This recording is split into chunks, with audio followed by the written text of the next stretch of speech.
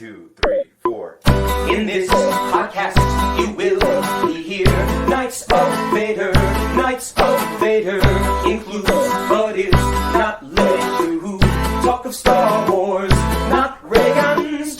We can't truly prepare for the joke that follows this song, but hey, we gave it a try. So here's the Knights of Vader. Crystal Fox reports they are divided. Prequel, sequel, canon, love they fighted. I know that we are just musicians hired, and their time is up.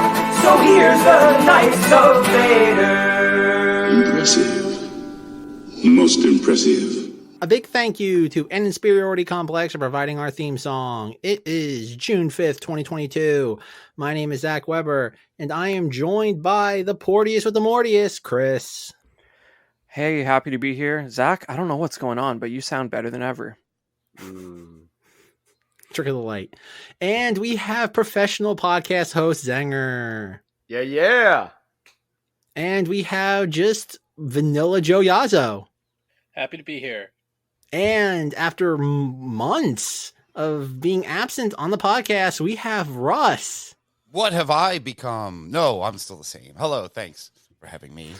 Alrighty, folks, we are here after months of just the hiatus with the occasional episode thrown in for good measure.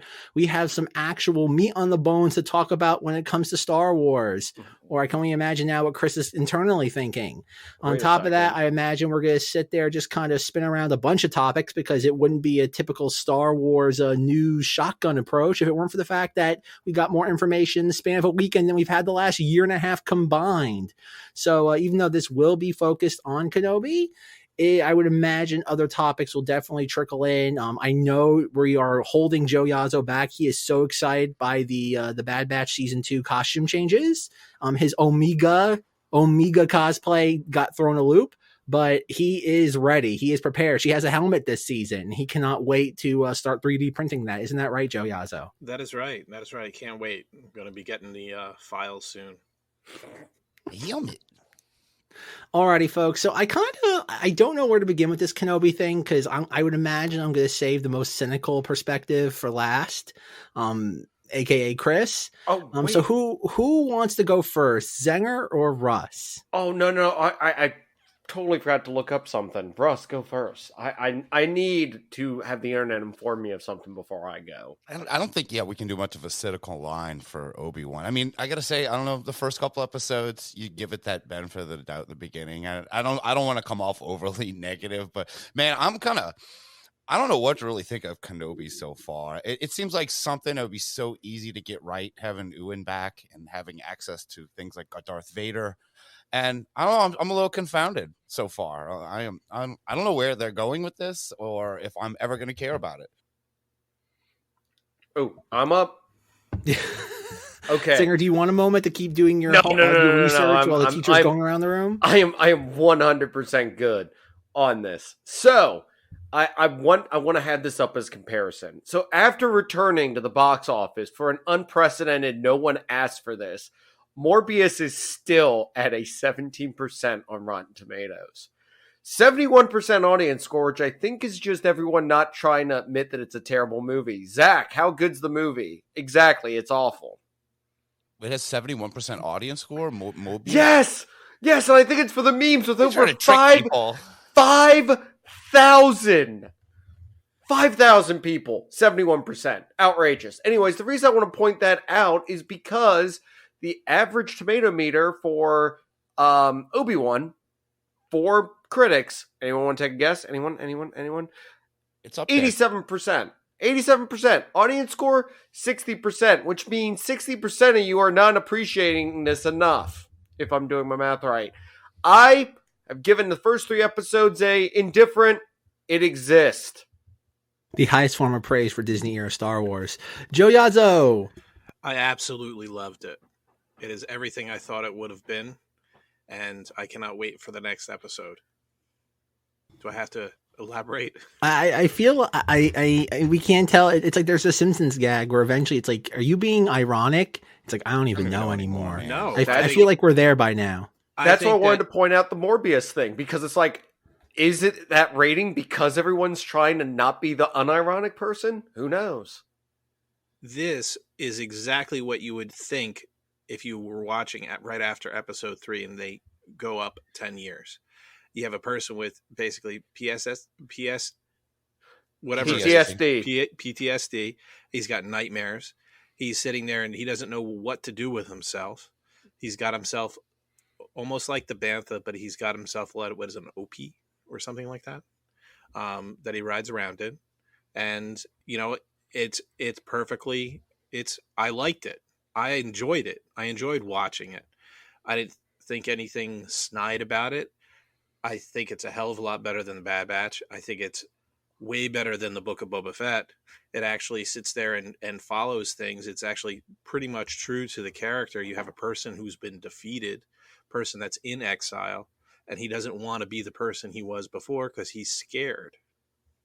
And I think it was an excellent way of setting it up. If they keep that tone straight through and you see him slowly go into the Alec Guinness type Obi-Wan Kenobi through the course of the episodes, even if there is a season 2, I think it's gonna be great. I haven't found a bad thing about it, with the exception of the overuse of Kid Leia, but that's about it. That's the only negative thing I could probably say.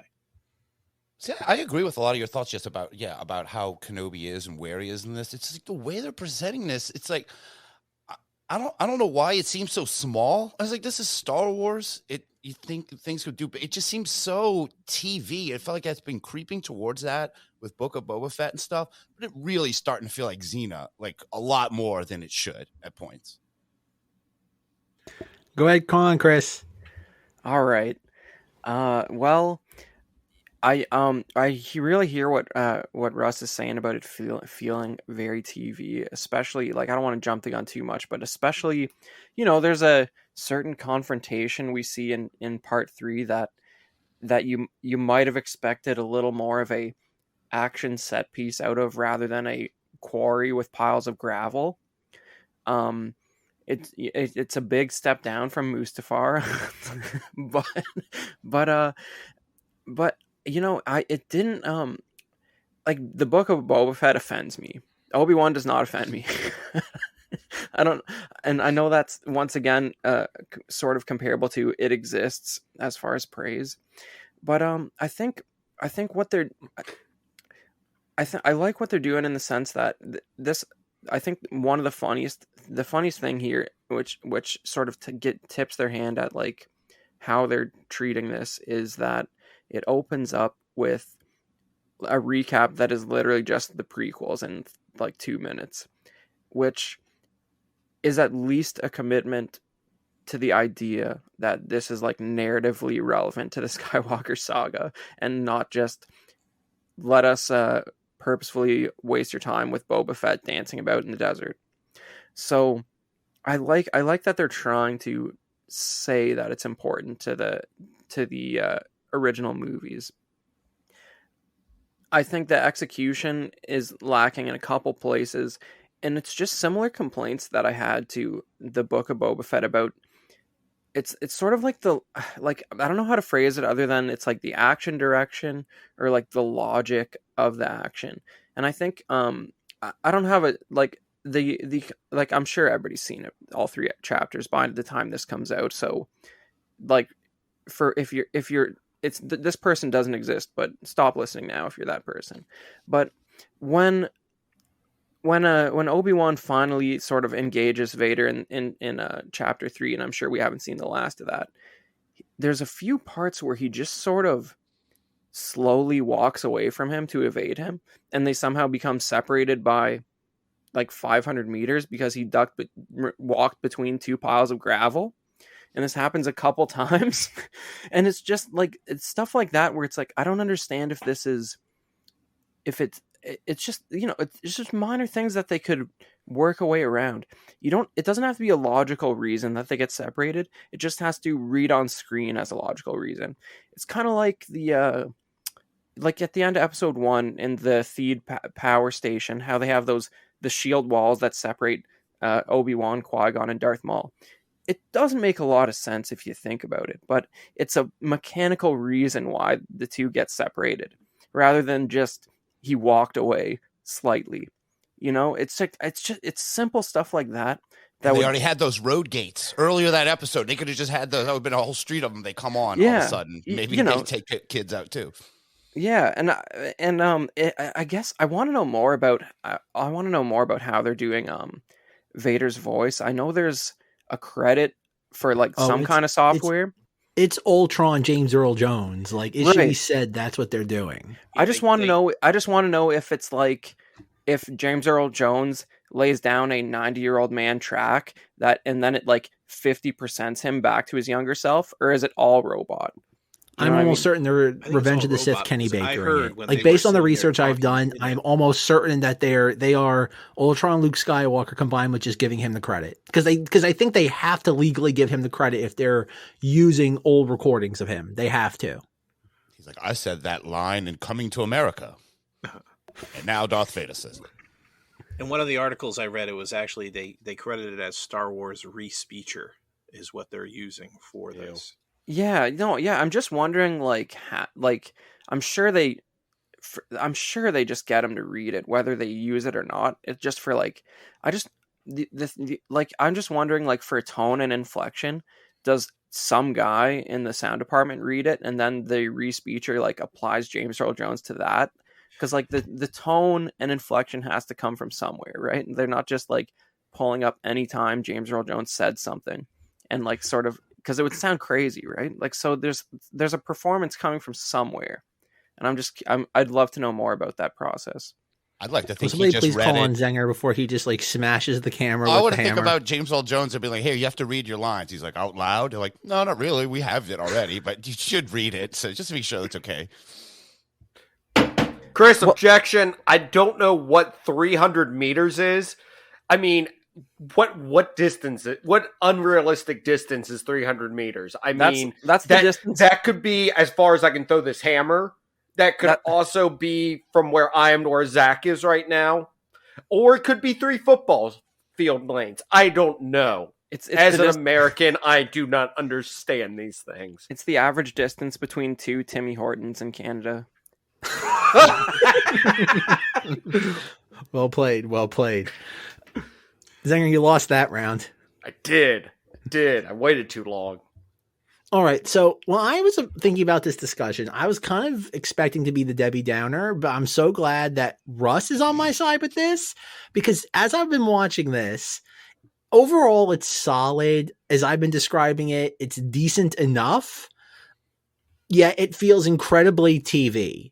Like to a point where like those leak things that like those test footage that Lucas did back in the late 2000s, it felt like that, but worse. What Chris is saying, it's very weird that to think of the Vader Obi-Wan reunion fight, even if it is meant to be a brief skirmish, as severely underwhelming for no other reason than just they don't know how to shoot it properly. And I think that's the problem with all of this. I think the narrative bedrock to all this is great. Having a spiritually vacuous Obi-Wan is great. A grisly Vader who's just pure evil for no other reason. I disagree with some of the things they've done with Vader in this, but all my problems from this stem from the fact that it feels like Sci-Fi Channel level sometimes. Like even watching Vader on the throne and you have the hologram of Reva, and it's just like, it's like, this is crap. Like this is objectively bad. How on earth did this get approved? And that's my concern with this show, is that unlike Book of Boba Fett, where it was just kind of spinning its wheels because, hey, we need something to tie the fans over until Mandalorian season 3. This feels like they had a solid enough idea. They just clearly budgets were being cut because this was being produced during pandemic times, and they didn't have the cash flow that they did in years prior. Objection? So here's the reason I say it's adequate. Because at this point in time with Book of Boba Fett, we were still wandering in the desert with flashback memories. We hadn't gotten to all of a sudden, oh wait, this is a hidden pilot for season 3 of Mandalorian. So my thing is, I've learned my lesson now, and I want to see a Star Wars series from beginning to end to be able to judge it, because it could take a wild left turn. So and funny enough, I do want to go around and ask everyone who their favorite character is in episode 3, because I think I can guess everybody's. But as of General right Grievous. now, General Grievous. Part 3, sorry. Bunch of lunatics. All right. And that's my problem with this, is doing these these like halfway through episodes and stuff like that for us. My opinion will probably change throughout, because it always does. But at the same time, I kind of want to see the full product before I give a definitive answer, because we're all going to complain about that fight being lackluster. But if that fight's leading up to a bigger fight, cool, because that better not have been the rematch. Zenger, may I interrupt you? Go As somebody who's, and this is not to tip my hand, but as somebody who's read the spoilers, this is the equivalent of this skirmish is, think Captain America, the First Avenger. Think that level of Red Skull versus Steve Rogers in the beginning of the film, or like the end of the first act, relative to their fight at the end. Think of it that way. Is probably the best way to describe it. Okay. All right. And let me follow up with Zenger. What did you think of the climax of the First Avenger between Red Skeleton and Aaron Rodgers on the aeroplane? I have to actually sit here and try to remember that.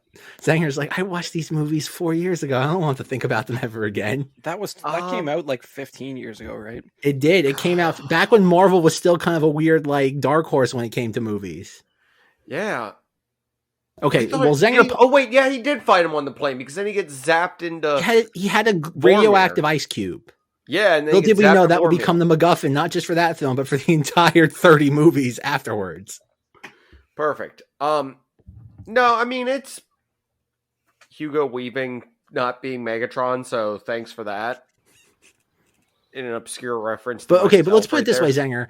If we're expecting anything close to prequel level, I think we're going to be severely underwhelmed. I think that should be stated.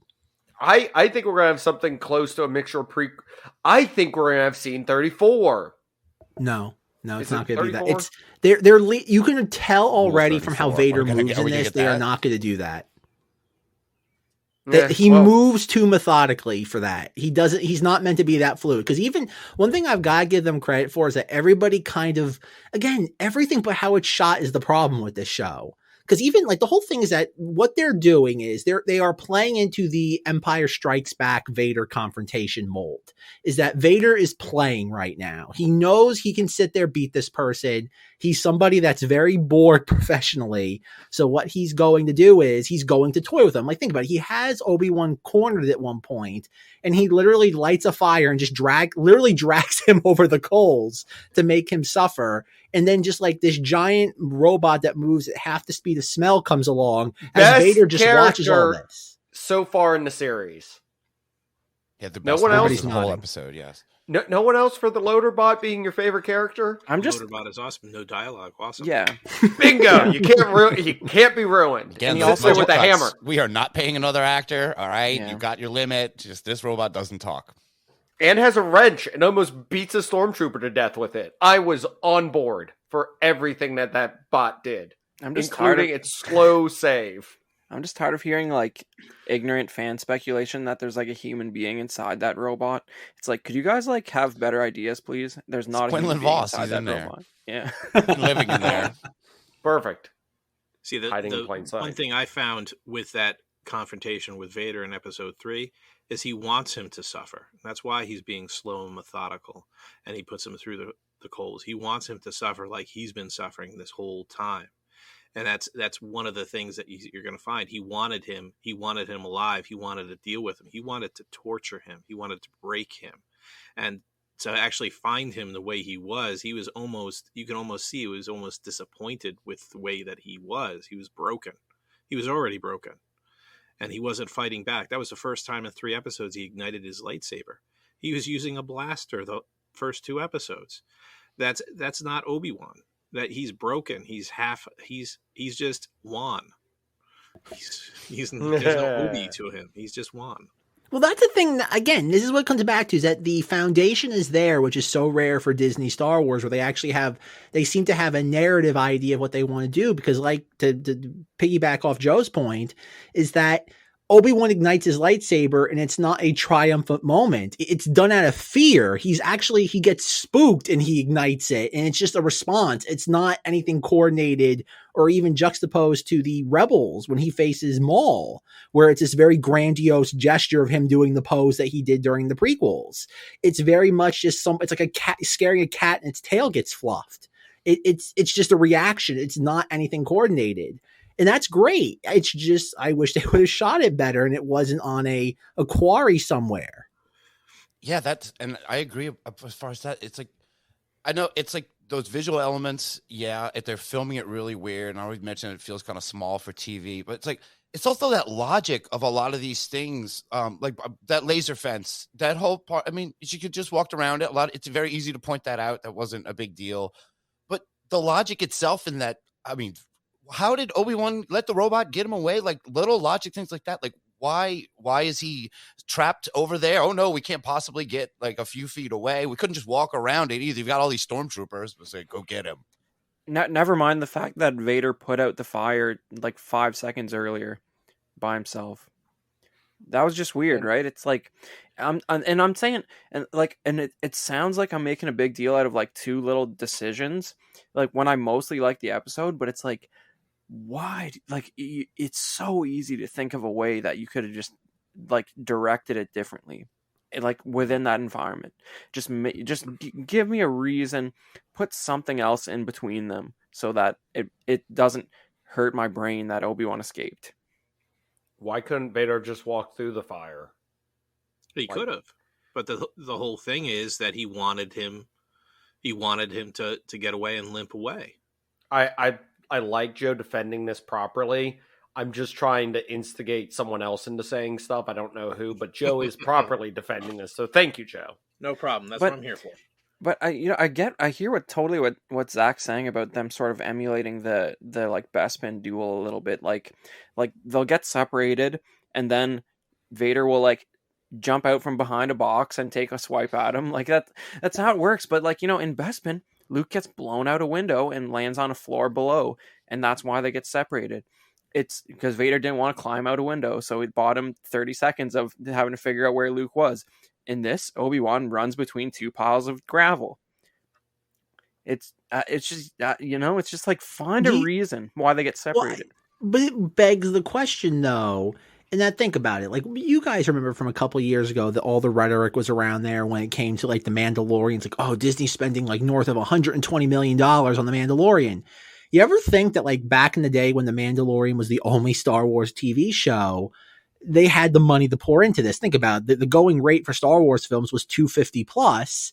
And now that we're doing 3 to 4 of these a year, maybe they're trying to condition the audience to enjoy this like on the same level as Star Trek The Next Generation. They want people to think not less, but just condition people that we're not going to see things at the level that we were used to, which was always my underlying fear of Star Wars becoming a TV property. Okay, but look at Mandalorian season 3 preview in the Book of Boba Fett. Look at the environment in which Din had a duel with the Favralorian. Why can we at least get something like that for Obi-Wan and Vader's like meeting again, right? They're literally just outside at night, and the lighting is the LED lightsabers that you can buy at Disneyland. That's the $1 million question, because I even went and looked and found out who the cinematographer was for this whole thing, and it's a gentleman named Chung Hoon Chung, and he's not exactly somebody that's like new. Like, he was the DP for Uncharted, for Last Night in Soho, so he's not exactly a nobody. Like, he knows what he's doing. So this is clearly a conscious decision. This isn't somebody kind of like they just pulled off the street and said, hey, here you go. This isn't like one of J.J. Abrams' buddies, and we're just making do. This feels very intentional. I don't think, again, this is Lucasfilm just kind of stumbling. Everything about this feels coordinated. Even other aspects as to why this is in the news, I imagine we will just kind of pinball into topic wise. This feels like something Lucasfilm's been sitting on for a while, which we know they have, because this was a movie at one point that they've admitted to shelving. This show is very perplexing, but for a different reason I think we have yet to encounter in Disney era Star Wars. Yeah, they picked the wrong one to try to TV down too much. It's like you've taken two of the most biggest aspects of Star Wars that will genuinely got so much love, even during the prequel era when everybody hated so much stuff. No one really hates on Ewan McGregor and Obi-Wan and the portrayal of that. You know, it's like they had it perfectly saved up. They should have just done the movie with it. This would have been a great, like 2 hour and 20-minute movie. I can see that. So I have to ask Chris, what do you think of all the cameos in this? There's cameos? Not cameos, but name drops. Like there was an insane amount of name drops. One of them that in my research today is one of the main characters of the Rogue Squadron novels, or the X-Wing novels. I mean, I missed that one, but I enjoyed. Obviously, like Quinlan Vos is a weird thing because like it's like if that extra in episode 1 was actually meant to be a Jedi or Quinlan Vos, he wouldn't have just been sitting there having a beer while there were some other Jedi from the council in desperate need of assistance nearby, right? So like it's just funny how that design turned into a comic character that I think he gets mentioned by name in episode 3 if I'm not mistaken. But yeah, that was kind of fun. I don't know what a great idea it is for them to sign their names on the Underground Jedi Railroad, and just so they know exactly who passed through there. And I feel like the Obi-Wan remembering his brother is, I think that's just a fun little nod to the original script of Return of the Jedi, and I don't think we're going to get any more out of that than that. I think it's just a little acknowledgement that way back when Lucas, it wasn't the intention in A New Hope, but in Return of the Jedi, Obi-Wan tells Luke in the original script that Owen was his brother. Yes, but I think it's in the novelization. Knowing that, I kind of thought it was a nod to, hey, maybe next episode we'll get, this is Marvin, your brother Marvin Kenobi. Gross. Back to the Future. Or Ewan McGregor's real brother who does TV with him shows up and he's like, Can we piggyback off Russ's joke of Back to the Future where we got Needles in this? Needles kidnaps Princess Leia. There we go. And gets murdered by the spinning lightsaber. Did he get killed by Oh yeah, he gets killed by a spinning lightsaber. Yeah, slightly off screen, but we know what happened. Slices and dices at Julian's people. I'm glad I didn't recognize that guy because I think that would have like bothered me a little bit. Like, you know, he does a sufficient job at just being like an obnoxious goon. But he's got a pretty long acting career though. It's actually I kind of wasn't surprised to see him. I mean, he was okay. Yeah, Suburbia and stuff back in the 80s. He was like a child actor too. Yeah. Oh, cool. But you know, mentioning him, that does remind me of like it's just another example of like the weird action direction. Like Leia's capture is, I think that's part 2, right? I don't I can't. Part 1 and 2 came out so close. I find a hard time dividing them. I guess it's part 1 because Obi-Wan leaves Tatooine at the end. But you know, these guys chasing Leia through the woods, like the one, and also like that one female alien who's part of the gang. Is she like the same species as Prince Shizor? Because like it kind of looked like it. I don't know. I didn't follow up on that. Yeah, it's kind of a nod to it if I remember correctly. Okay. From the thing I watched. Yeah, but there's one part where like Leia runs under like a branch and she just slowly walks into that branch. Like it's just like she just hits this like half fallen tree branch at like, you know, what's another Canadian reference? 5 kilometers an hour. Like she just barely walks into it, and she's like, "Darn." She must have like fallen apart then, because that's near the speed of light.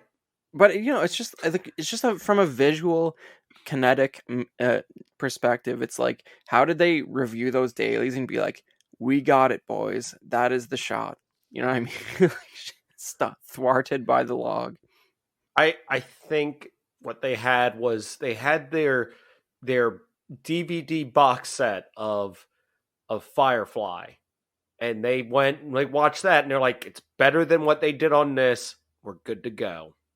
Like, people love this, right? Yeah, that Yeah. chase was a little, and that was definitely the first one.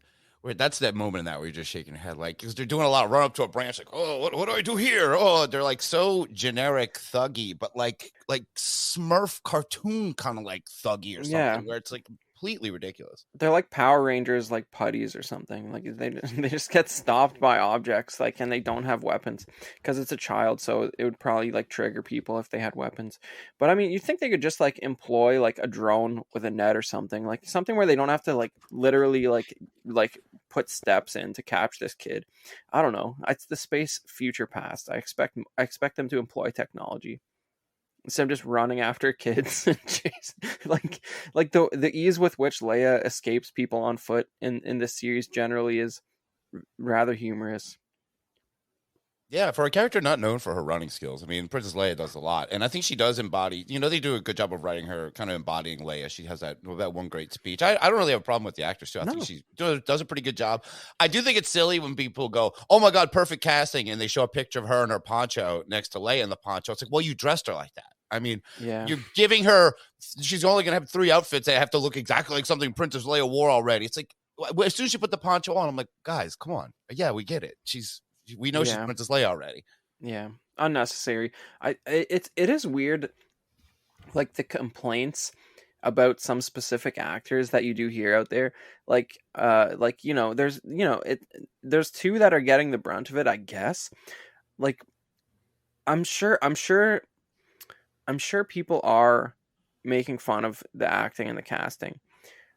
I personally have seen none of that in practice, but then again, I don't look at actors' Instagram accounts and look at the comments section. So like, I'm sure that it's real. I don't know if I'm sure that it's real, and I'm sure that it's obnoxious and people are saying garbage. I don't know how much of that being in the conversation is the result of somebody who doesn't usually look at that kind of thing, going there, screenshotting it and being appalled. Because I think the internet is just generally full of trash people saying ridiculous things all the time. So I think it maybe the wrong person who had a lot of followers saw something offensive and it made a narrative out of it. I don't know. But in watching, you're talking about Ewan McGregor and the Scottish slurs that have been thrown at him. Yeah, lately, right. Just to be precisely. But you know what I mean, though. Like, I just like I think the internet is filled with such depravity and terrible individuals on the average basis that I don't know if I believe that it's any worse than usual. I just think the wrong person saw it and was reminded about how bad the internet was. Because like when I'm watching the show, like none of the complaints I'm hearing about are registering on my radar at all. I'm still caught up on the 2 piles of gravel that Obi-Wan ducks between. That like, I got no problems with the performances personally.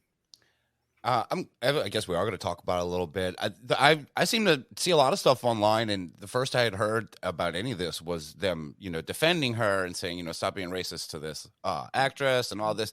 And yeah, I feel like it happens all the time, but there is some kind of different kind of coordinated effort going on with this one. It's almost they're like, oh no, it seems like the attitude is like, no, you guys did this to roast Tico. You're not doing it this time. But I never saw any of it to begin with, so to be introduced to it that it's happening by them going, hey, everybody cut this out. It's like, well, what was it? Yeah, well, I mean, like I was saying, like, I never saw it, but do I believe there's like racist idiots on Instagram? 100%. Do I think if I went and looked at Moses Ingram's Instagram, I would see some of that? Absolutely. It's just it's just look at, like, I would be afraid to look in the comment section of any public celebrities' Instagram photos. Like, I'm sure it's all filled with horrifying things, and it's just, I don't like, the only thing I don't like about like, obviously the sentiment of Disney putting out that preemptive tweet, which it was like on the night that first 2 episodes dropped. They're like, if you're writing rude comments to Moses Ingram, like "we resist" or something like that, it just comes off like a little defensive. It's like, is the attitude that we're not allowed to have an opinion on the performances, or like, I don't know. Basically, you shouldn't let the trolls get to you. Is what I'm trying to say. I think the issue boils down to is that, and this is something I've kind of like ever since. There's no shortage of content online right now discussing this very unique marketing strategy on Lucasfilm's part with this. My issue is, and again, there's over 5 years of Knights of Vader documenting all this for the record, is that this is the same company that threw Kelly Marie Tran under the record, threw Naomi Aki under the bus, diminished Finn's face on the poster in international territories where African Americans are considered lesser. And it's weird now to see them do this. And with really no admitting to their prior discretions, it feels very disingenuous and opportunistic. And that's why, and again, it feels like a very unique marketing strategy. Like one opinion piece I read on this was, it feels like anti-marketing, and they described it that way. And I'm like, what does anti-marketing even mean? It's a weird, like almost, like a full court press way of handling something, in that you become so defensive, it becomes your offense, in that you defend an issue to the point where any criticism automatically is negated. And so any criticism automatically becomes racist criticism. So you've diminished any sort of critical thought regarding your project, which seems like something, it's almost like it feels like something Lucasfilm would do out of desperation now, based off the last just few months of them just fumbling as to trying to control the narrative of Star Wars. It feels like the nuclear option in a way of just trying to, just control everything, which seems to be after Celebration when it comes to just press releases and announcements. They just really want to have control over it. And this ever since that Vanity Fair piece that came out, a month ago, feels like what it is they're trying to do. They do not want to lose control anymore. They want to have the same control over the public's understanding of Star Wars that Marvel has now, or has had now for better part of a decade. And again, it just feels like, I don't doubt, and I think we've all said this at this point, that there's bad people on the internet. But much like the title crawl of the prequels, there are heroes on both sides. Evil is everywhere. Yet it feels weird to, like, your show debuts that's been pent up demand for years, and the first thing you do is shine a spotlight on the worst aspect of humanity as part of your marketing campaign. And the fact that Ewan McDonald immediately within a few hours posted what is supposed to be a very impromptu video. Never mind, he is 100% in the center of the frame and is making eye contact with the camera and does not stutter, does not have any sort of just hesitation that one does when they're making an impromptu speech. It again feels very opportunistic and just disingenuous relative to how we've seen Lucasfilm behave previously. And there's nothing to really lead us to believe that they've had a change of heart regarding any of this, other than it seems like it's a way for them to control the narrative in a way that they haven't been able to before. The one reason for the difference in approach, if I'm gonna give them the benefit of the doubt and say it's not a marketing strategy, is there was like a pretty big media cycle with like Kelly Marie Tran like deleting her social media accounts and all that, and that would be the most recent incident in this sort of ballpark. So like maybe that justifies them taking a different approach, but yeah, it is a weird thing to see as sort of their first communication on the show that dropped 5 minutes earlier. But this is also the same company where Daisy Ridley deleted her Instagram account. Like this is nothing new.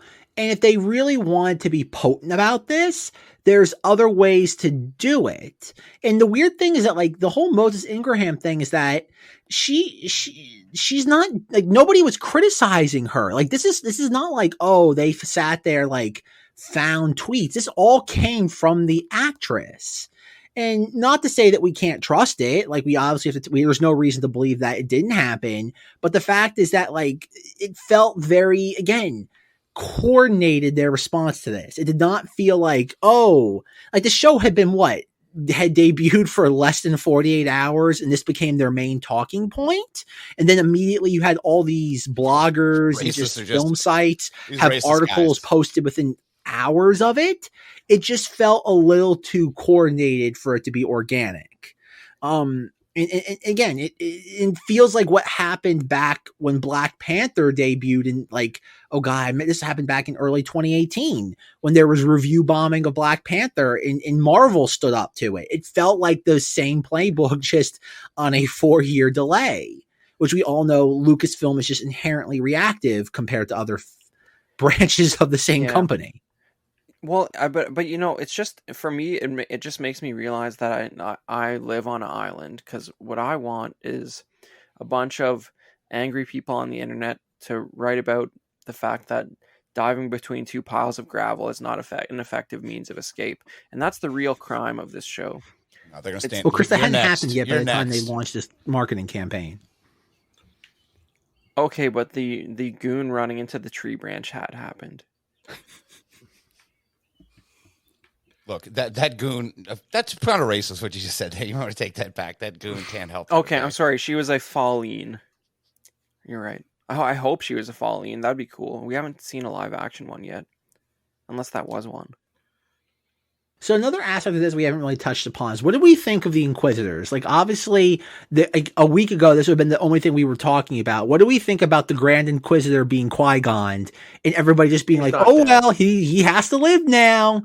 And I know there's been a very low-key push to say, oh, that species has 2 stomachs, so he'll be more than fine. He'll be fine. It's going to be that's what's going to happen to Reva at the end of this, is she's going to get her comeuppance because, she's going to have to face him in the end, and he's going to take revenge and put her back in her place. I don't know. See, that's the thing. I just think that, unless you have a space doctor run up and go, he dead, I don't believe it anymore. Does anyone else find it weird that it isn't really explained at all? Like, you can murder your boss and just go back to the office and everything and go talk to Darth Vader. Did anyone even mention that this guy's gone? She blamed it on Obi-Wan. Because he's not gone. She blamed it on Obi-Wan. No one's ever really gone. Because it's all deceit. That's what the Sith do. And if he comes back, they'll just bring freaking Poe on and be like, for some reason, the Grand Inquisitor has returned. Okay, couple things. So and bring a Hobbit on that says they look DC villainy. Can I say that they do? I was going to say they look Marvel-y. I wanted to take it back. They look more like DC Universe villains. I expected to hate them. I don't. But the Sith are kind of, I know they're not technically Sith, but the Sith are built on killing their boss. That's how you progress in the Sith. So I don't know that that's that big of a deal. I think the idea is that if your boss is slipping enough that you can kill him, he kind of deserved it. I think that's how these guys operate. But perfect. But there was another reveal at Celebration that has me sort of thinking twice about this Grand Inquisitor situation. And I don't know if you guys remember the trailer for Fallen Order 2. Insert actual title here. Survivor. Fallen Order again. Fall harder. Fallen Order 2, TOO. Right. So who's in the vat? Okay, so is that not the Grand Inquisitor in the Fallen Order 2 trailer? Yeah. No. Yes, it is. Yes, no, it is. Absolutely not. That's Terran Malicos. Is he also a Powin? I don't know, but he has white like gentle locks. Not him. We're talking about the guy examining the baseball bat lightsaber you have sitting around somewhere in your room, Zach. He doesn't have the baseball bat lightsaber anymore. Okay, he has Zach, in a box somewhere. Okay, Zach, you maybe you don't remember it, but the Grand I Inquisitor... remember now. There's maybe he's the one unlikely. talking. Okay, so I think it's here's the thing, right? The Fallen Order game timeline references human characters, for example, as they appear in live action media. It doesn't interpret them. So this guy looks how the Grand Inquisitor should actually look in Obi-Wan in this trailer, but he looks a lot more like the president of Utapau in episode 3. The lines down his face are much more distinct. The teeth are much more visible. It's definitely, I don't know if Zach's pulling it up now, but this is definitely the Grand Inquisitor. So he looks less Dengar from Force Awakens. Yeah. Okay. Yeah, so I'm wondering, like, would they present, like, because we're not talking about the Rebels interpretation, would they present the same character with such a visual disparity between Obi-Wan and this Fallen Order 2 trailer if it were actually the same person? I'm just saying, I don't think he's dead. I think he's going to make a surprise, shocking return where nobody's going to be surprised by that. Just like when Leia appeared, I actually had a Force Ghost voice of Zack in my head going, hey, remember I mentioned that this was going to be a plot thread possibly? And I'm like, God dang it, I know it's going to happen now. I'm just saying, when they first showed the Grand Inquisitor in Obi-Wan, all anyone could talk about was how he didn't look much like Bruce Spence in episode 3. In the Fallen Order trailer, he surely does look like Bruce Spence in episode 3. So is this the Grand Inquisitor we're seeing in Obi-Wan not the same guy? I kind of feel like that might be the case at this point. But there's other problems with it. Like in the comics, the Grand Inquisitor was introduced and is a character that's been around for a while. Even if he comes back, no one's going to care, though. I mean, if you think about it, there's the casual fan. Like, wait, oh yeah, that's the guy who died in the beginning. Oh, anyway.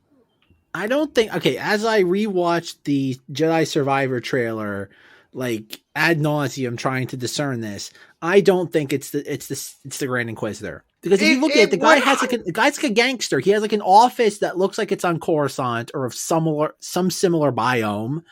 And the Grand Inquisitor technically would be what? what was it? Fortress Inquisitorius? I don't think. I think they are taking a species that's going to be very quote unquote popular to the normies, and they're inserting it here. I do not think that's the Grand Inquisitor. Not at all. I think Grand we're Inquisitor 100% just wrong. be active. And I also think that's Starkiller in the tube. Prove me wrong, Internet. Do it. You can't. Exactly. I thought it was Kyle Katarn, but go on. We can only hope.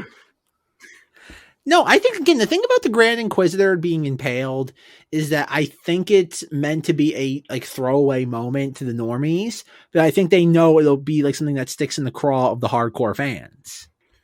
But it's weird to see it so close, because something this series, which another sort of cinematic Star Wars first that this series is doing, that I don't think we've seen in any other movies or shows, is that, well, maybe Book of Boba Fett, but with that, we all know that clearly doesn't count.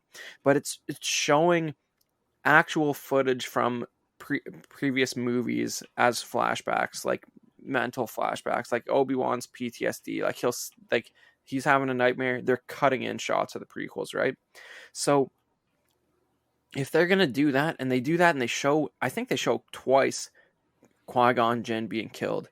So, it's like, it's the exact same method of execution. So it's sort of, how when Rey force healed Kaibo Ken and just like immediately resolved his injury of direct lightsaber impalement, and how that kind of, there was like a rush of memes about like, too bad Obi-Wan didn't know how to do that. Might have stopped Darth Vader from becoming a thing if Qui-Gon had survived. I think it's like, if that guy is the actual Grand Inquisitor from Rebels and he's fine, it really lessens the impact of on-screen deaths. Like wait. Speaking of Starkiller, he gets impaled with a lightsaber by Vader and is fine. Exactly. Yeah, Zenger remembering something. Okay, well, I had Grogu there, because Grogu could heal that too. Yeah. I mean, I believe that they're doing it. I just just because they did it and it was wrong once doesn't mean they should still keep having people horribly stabbed by lightsabers who survive easily, especially after showing Liam Neeson being killed like in this show.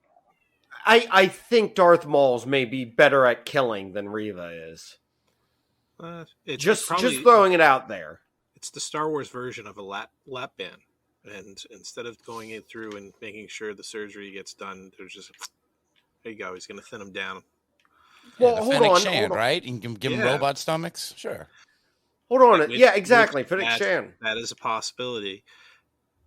We had one person who got shot with a laser bolt in the midsection and got rebuilt by droid parts. But you know, like the crazy thing is, and this shows like just how negatively impacted I've been by like media in general. But like I'm so impressed that I'm not horribly bothered by it. Like that's where I'm at. I'm like, wow, I'm pretty much enjoying it. Crazy. You talk about Obi-Wan in general? Go Kenobi. Absolutely. Yeah. Well, the bar has been set so low. It's gonna get it's got to be Gonna get lower? Something. The only way that this could possibly get worse is we see Obi-Wan Kenobi's brother, and it's his twin, and Obi-Wan Kenobi dies, and his brother takes the mantle of Obi-Wan, and that is when I would sit there and be like, "You just killed my childhood." Joe, do you know that you're almost exactly referencing the original script of The Phantom Menace? Yeah, Okay, you know that you're doing Wait, that? Kid? really? no, All right, well, yeah, so there was, I mean, like, for those who don't know, in the original script of The Phantom Menace, there was a character named Obi-Wan who was not actually the canonical Alec Guinness Obi-Wan, and the idea was the fact that if we're making a prequel, it's going to lose the drama. We'll know that Obi-Wan can't die. So what happens is that Obi-Wan is actually the canonical Obi-Wan's master, and when he gets killed by Darth Maul, the Padawan takes on his name.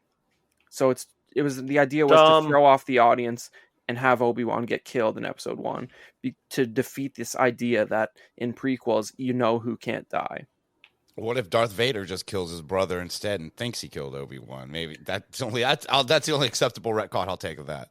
Well, they've clearly given up on the idea of caring about the fact that in prequels, you know who can't die. I like that there's female stormtroopers. I caught that too. I heard that process voice. I did like one thing. I know this is just so out left field for this, but there's one thing that this show does slightly fix that.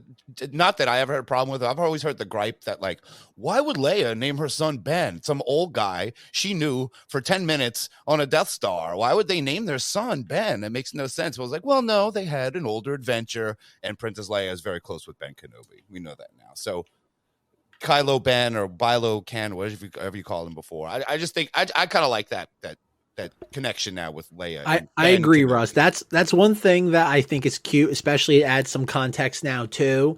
That when Luke goes to rescue her in the cell on the Death Star, she goes, Ben Kenobi, and there's a certain like palpable sense of excitement there.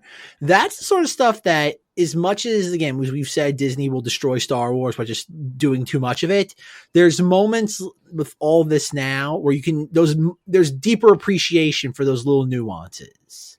And that's one thing you gotta give credit where credit is due, because there is a cute little, again, like you said, the actress that plays Leia, weirdly enough, there's been really no hardcore criticism against her. You would imagine that the child actress would be the easiest thing to dump on, and everybody seems to be rather just quiet about that. And I think she's fine outside of the fact that, just again, the story choices of her being an Olympic sprinter. Well, I mean, forever, you know, her and Ben having a pre-existing relationship helps that one line, but it kind of hurts the line of years ago you helped my father in the Clone Wars. Should be like, remember that time you like totally saved me from those kidnappers?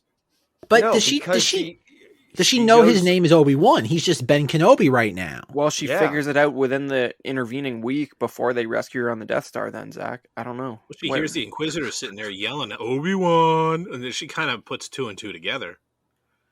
Or she just isn't paying attention and doesn't care. I don't know. She's paying attention because he's messing up, calling her Leia when he's not. It's like he's not as good at the sneaking was one around of as the she best- is already. That was one of the best things in the third part, was when she gave him the side eye when she called him Leia. He was like, That's I how you like know how he's that really led to slipping. Padme talk. I think they've been getting some good Padme mention. We never even think about her anymore at all. It was kind of good. And Obi-Wan's dropping great lines like, I wish I was your dad. We're like, whoa, all right, calm down, Ben. Whoa. Are you my daddy? No. I no, remember I your wish. mama. Oh, your mom. Whew. Yeah, that's the real reveal of the end of the Obi-Wan show. That he's the Actually, actual- Obi-Wan. Oh, Yeah, yes. he is That would the be father. so screwed And he up. tells Anakin too. He's like, I've been Daisy, cucking you for 20 years, Anakin, and she's alive. Speaking of which, I am very underwhelmed by Hayden Christensen's performance. I don't know. I think I could hear him in the gravel pit. Actually, yeah, they can. do mix him in at one point. They mix him in because you can hear him. It's almost on the same thing. He's saying the same lines that the James Earl Jones lines are doing. So I'm thinking he's the one that's speaking the lines, and then they're re-speeching James Earl's voice onto his. That would be pretty. That'd be pretty novel. I'm not gonna lie. I do like how he quoted Magneto, though. You should have killed me when you had the chance. That is an obscure reference to X2, I believe. Yeah, X2. I'm gonna present the motion that line is too generic to be an X-Men reference. I have to say though, one of the things I was like excited about in part 3 is when he sat there and he got him on the hot coals and he just went like that and he held him down. And I was like, oh, man. He's like, you're going to fry. But doesn't this come again down to just the fact that it's not shot properly? Like everything is there except for the fact that they didn't know how to shoot it properly. Like if you look at Vader in whether it be A New Hope, Empire, Jedi, even Rogue One, he's always shot for the most part in very claustrophobic environments. Probably the only exception of that being in his castle on Mustafar with Krennic. And even then they shoot him pretty well that he's always being shot from the ground up. So he's much larger in the room than what he physically is. And in this, the camera, even when he's walking, doing his march down the middle of Main Street in the mining town, the camera is panned down on him as if it's being shot from a rooftop, which makes him seem very, very small. So again, there's a lot of cool stuff in this show that's just being undermined by the fact that they're not shooting it as effectively, not even, oh God, forget about cost. They're just not shooting it as effectively as they could. And that's what drives me nuts about this. After episode part 3 came out, I was explaining it to people and it's just that everything is there. They're just not doing it as well as they could. They clearly understand what they're doing. And you have those moments. Again, think about that. Did any of us on our Star Wars bingo card have that Vader would be walking down Main Street of Obi-Wan Kenobi, and he's literally just picking people off left and right, just innocent bystanders, for really no other reason than to just kind of, oh God, intimidate Obi-Wan Kenobi. He's not doing this to draw him out. He's just doing it because he can, which is something we've never really seen Vader do before. Every time we see Vader choke somebody, he's doing it with a purpose of getting a rise out of somebody. I think he's aware. Civilians I think we've ever seen Vader do anything to, not counting, shooting the Death Star. That doesn't count. But he's always strangling either Imperial officers or he's just killing rebels or young Padawans, but still they're young Jedi. I guess they're not exactly civilians in the same aspect, but these are just people on the street. That's the thing. And I think that's what makes this so kind of It goes unique. back to the first episode. All right. And you look at how the Inquisitors went into the bar and how the Jedi came. And before the knife was able to hit the bartender, the Jedi stopped it. And the Grand Inquisitor said it himself. The one thing is their compassion. That's how they'll reveal themselves when they feel that they have to. And when she threw the knife, that was the one thing that set off the Jedi to stop the knife. And that's how they found out who that Jedi was. And that's what started off all that hoopla with that. But he was trying to get a rise out of Obi-Wan. If he was there, if he was himself like he was before, that's the only problem. And that's where Vader knew that this is not Obi-Wan. This is not the same Obi-Wan. Something's wrong with him. And it's almost like, I'm not going to take it out on someone who's already defeated. I need him to have hope again so I can take that hope away from him. And it'll feel so good. It's like beating up half a man. You don't want to do that. That's why he was toying with him in the gravel field, because he knew it wasn't the same Obi-Wan. He wouldn't get the same satisfaction of just striking him down in that moment. Well, yeah, I absolutely agree with you. But I think the whole, again, it's another sequence of a Skywalker walking down a pathway, just picking off things left and right. I don't think we can ignore that as a, cinematic moment hallmark in Star Wars now. But I don't know. I think there's a difference between picking off like fleet troopers on the profundity in Rogue One versus what Vader's doing here in the village. I think there's a difference. I think there's a difference between, think about it, in Rogue One, the fleet troopers are between Vader and his goal of the Death Star plans. In this, I think it's meant to be very grisly in a way that we've never really looked at Vader before. Like, think about it. Think of every single time we've seen Vader before this moment, whether it be choking out Death Star personnel, different admirals, there's a point to it of intimidation.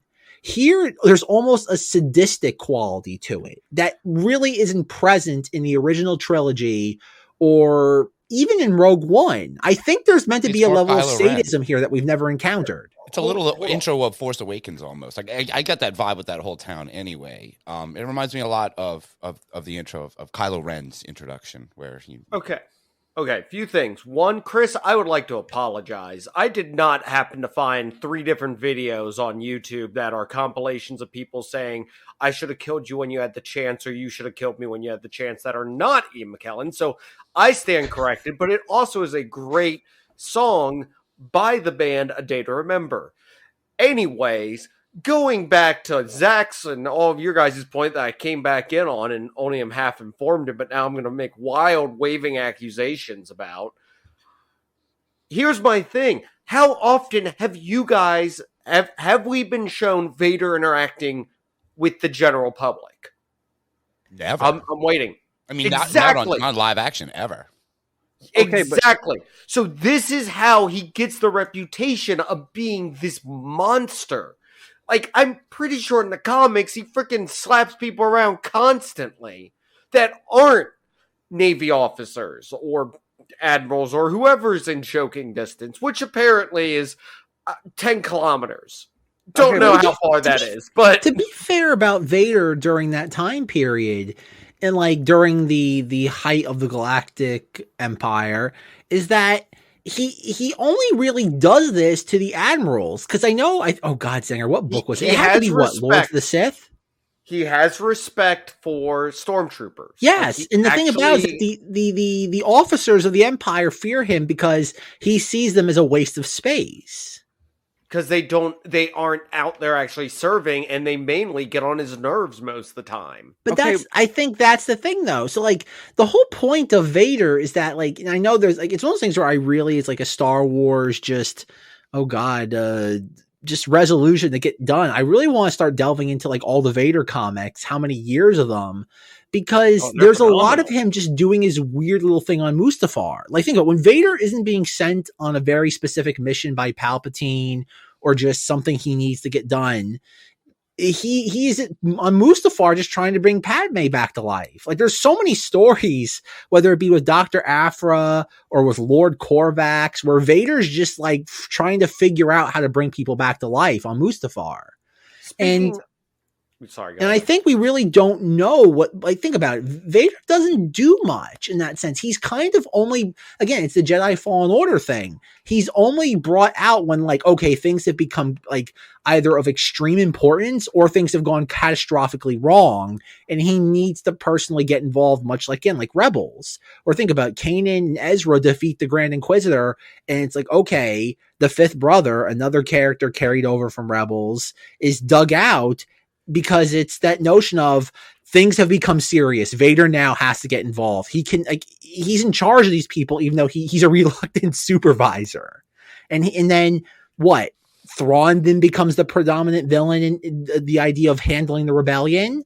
So think there's an entire portion of Star Wars continuity where we really don't know what Vader is doing in the year before A New Hope. He's doing something which I imagine is being cordoned off for some other Disney era project. Well, the other thing is this, like, Vader is, I mean, we do have a lot going on, but that's the other thing, is there is time where we don't know what Vader is up to, or they haven't specified what Vader's up to. The other thing, here's my biggest problem with this, with this and everything.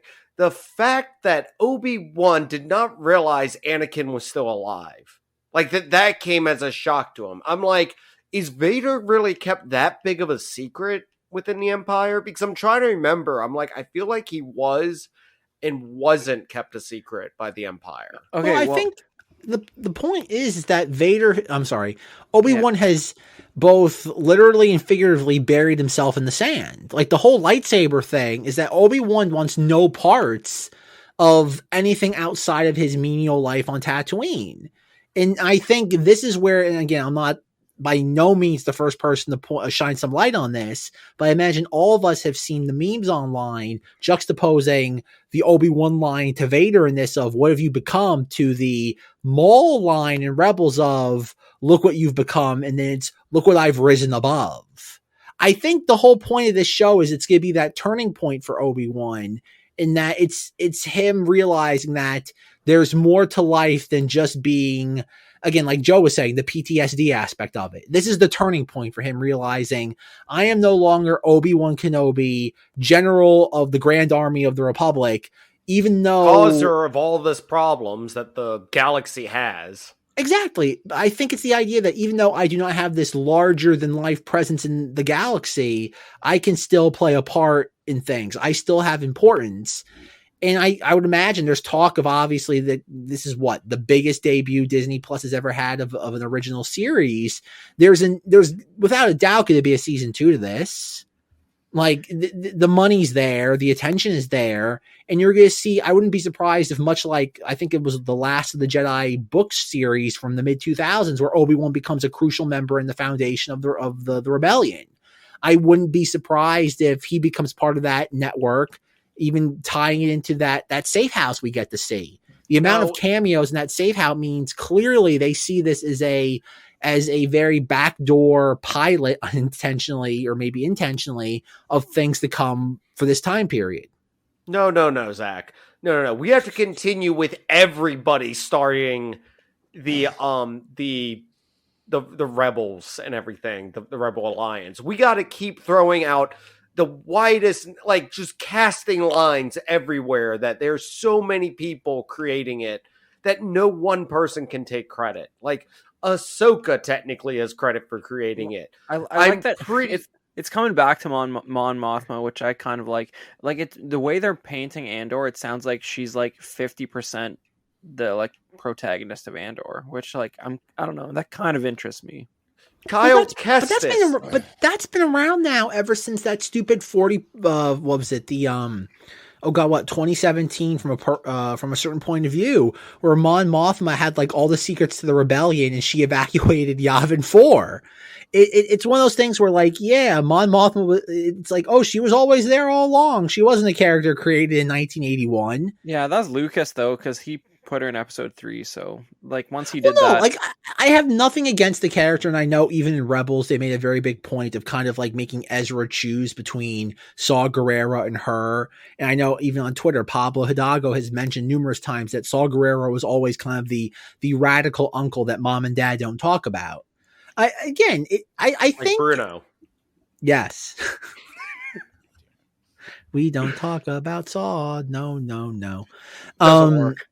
But no, I think ever since we keep getting all this rhetoric about how like The Mandalorian, Ahsoka, all these shows are going to kind of like tie into a very grandiose conclusion, who's to say that we don't get that for the Obi-Wan time period? Like, think about it. What's his name? Cal Calrissian is played by an actor that looks just like the character. Like, so is Starkiller. Please. Oh God, Zenger. Please, no. He No Sam also Witwer. contributed to the origins of the. Yeah, he started the rebellion, right? Yeah, exactly. Does no one His family remember crest began the origins of the No, rebellion. he started the rebellion with Jimmy Smits, lest we forget. Yes, true. And Leia. 100% true. All of this points to Starkiller becoming canon again. Can we please talk about this real quick? Because Russ is a fellow Star Wars action figure aficionado. Chris, God can we dang please it. segue just really briefly into the fact that we've gotten all this these re-releases of like hard to find vintage collection figures, yet we still have not gotten the Star Killer action figure re-released. But didn't they announced it, right? Am I wrong? No. We've gotten the re-released Ahsoka. We've gotten the Old Republic Trooper. We've gotten Shea Vizsla. I'm pretty We've sure pretty much gotten every hard to find TVC figure outside of Star Killer. Because they're bringing him back. But I got my $600 Ahsoka right here. It's all good. But I could have sworn I saw an announcement for it. Wait, Vintage $600? Collection.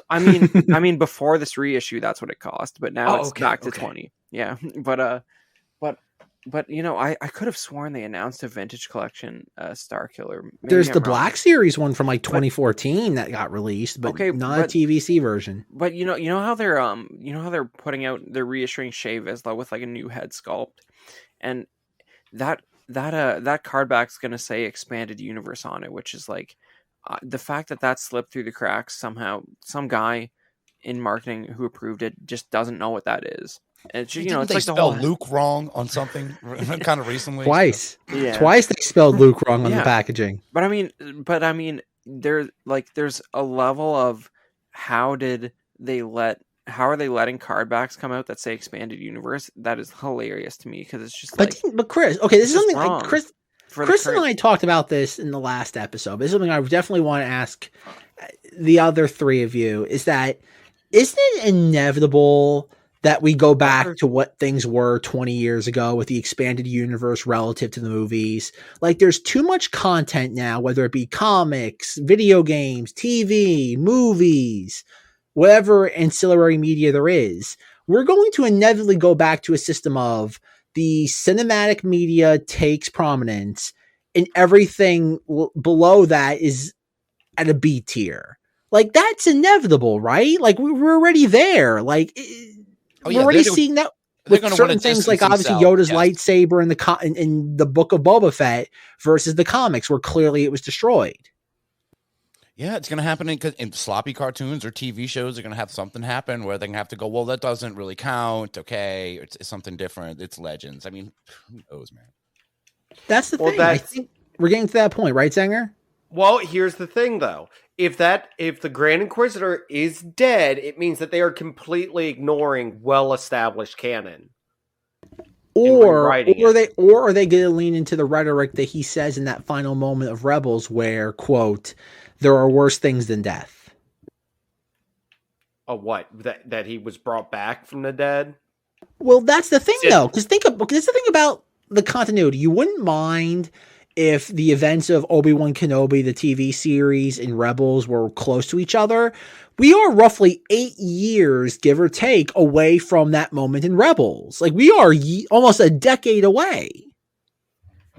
So someone else could become the new Grand Inquisitor that just happened to be part of the same species. I don't think it's the idea that it's that, because I think it's the notion of just Lucasfilm. I think Deborah Chow, the writers, whatever of the show, just didn't really care about the fact that the Grand Inquisitor, because he doesn't even technically die during Rebels, because there's a comic or something after Rebels where he's brought back to life again.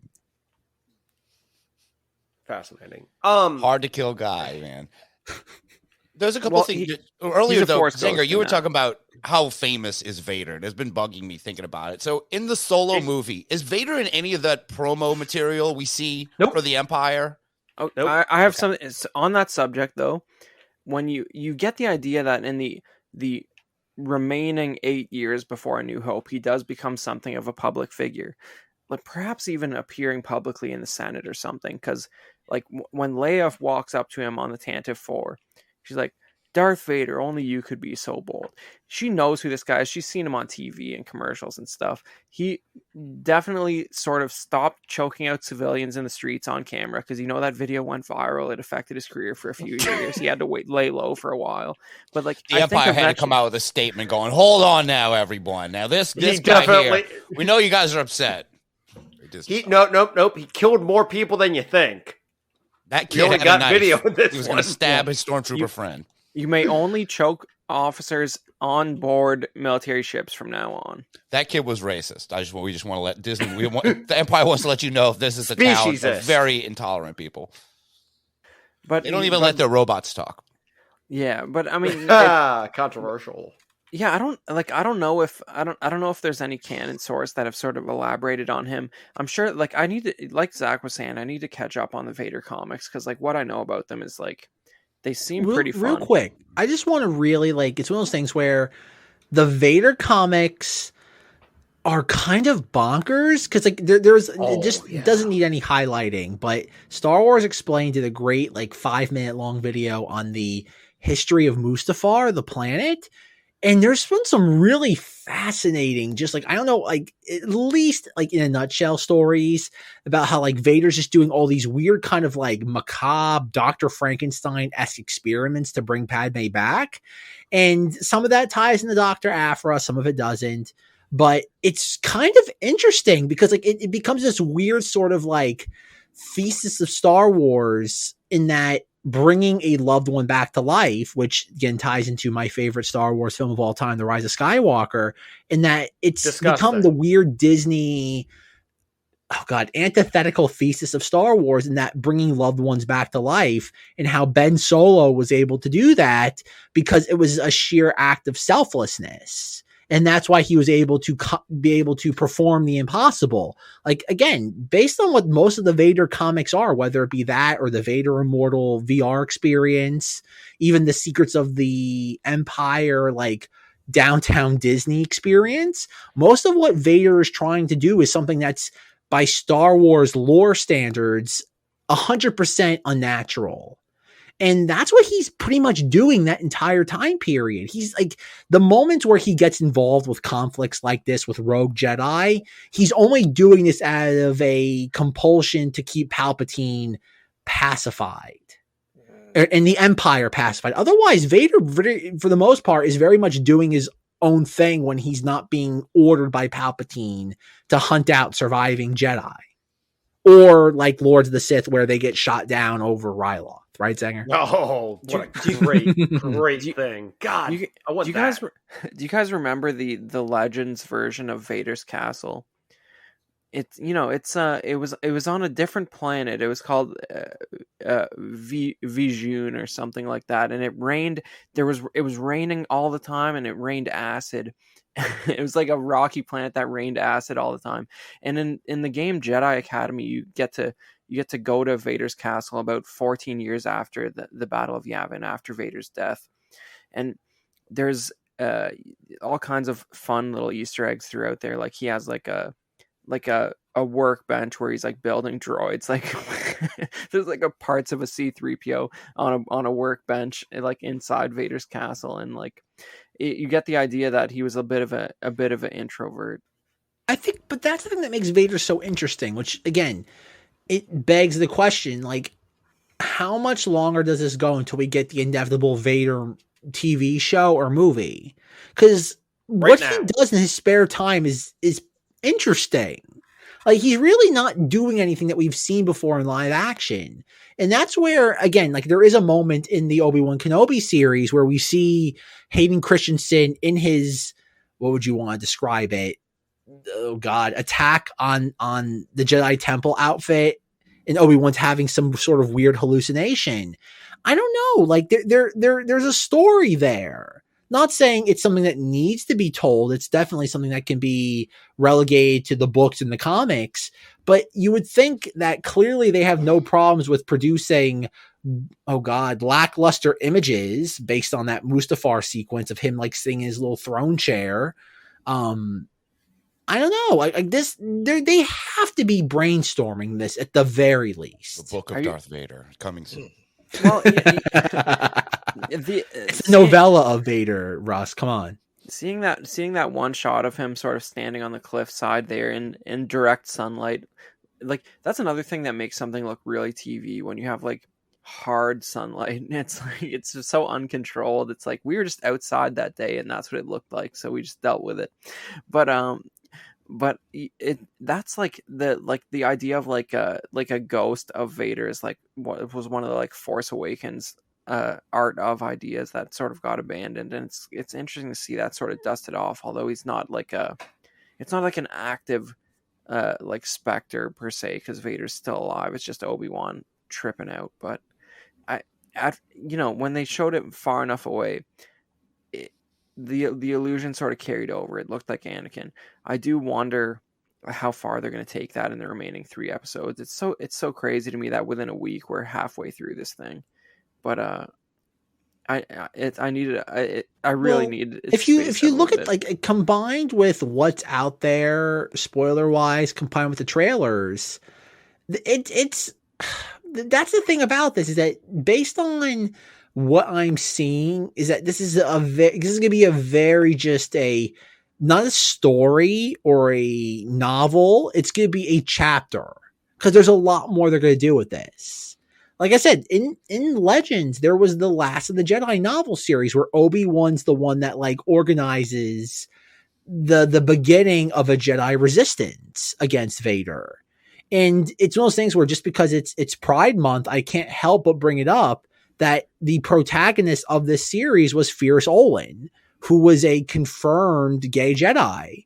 And just based on contemporary Lucasfilm, like, it's a cool character. Like, I advise anybody who hasn't read up on the Last Jedi series and Fierce Olin, he's a really neat character. Like, he was one of I actually made a custom figure of him back in the day I can imagine Chris will love this, taking old action figures and trying to, like, Sid from Toy Story them together with, like, hot glue and just, like putting them in the boiling water to, like, pop the head and then just put them back into, like, the head socket. I could see them doing something like that where they take Obi-Wan being reformed or just, how Obi-Wan got his groove back and using that as a launching pad to bigger and better characters. I don't know. I feel like this whole Obi-Wan thing is just a springboard for new characters, which is exactly what it should be. Like, Obi-Wan should be that kind of just, what do you want to call it? Foundation for new stories, new characters to be introduced. And it's the time period they're going to want to use because it's the most Star Warsy. You got Darth Vader around, stormtroopers, the rebels starting, and they've already kind of played in that. But you do realize that it was decades that was going on. There's a lot they can do in there. Mm-hmm. And even one more thing, I have a feeling I'm going to move on from Kenobi, and I just got to say this before I forget. Can we talk about Kumail Nanjiani's character? And that, cause I feel like we haven't mentioned it at all. You mean Kingo from the Eternals, right?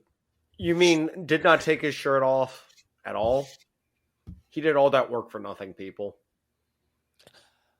So I just want to get your opinions on it is quote unquote this fake Jedi character, and if you felt he was written poorly or not, because that was a very confusing little arc we went through with this guy, where he's tricking people into, and then he's selling them out to the Empire, correct? He's pretending he's a Jedi. He's using magnets, right? I think he did actually help. He's actually helping. He did help those people. He just charged them for it.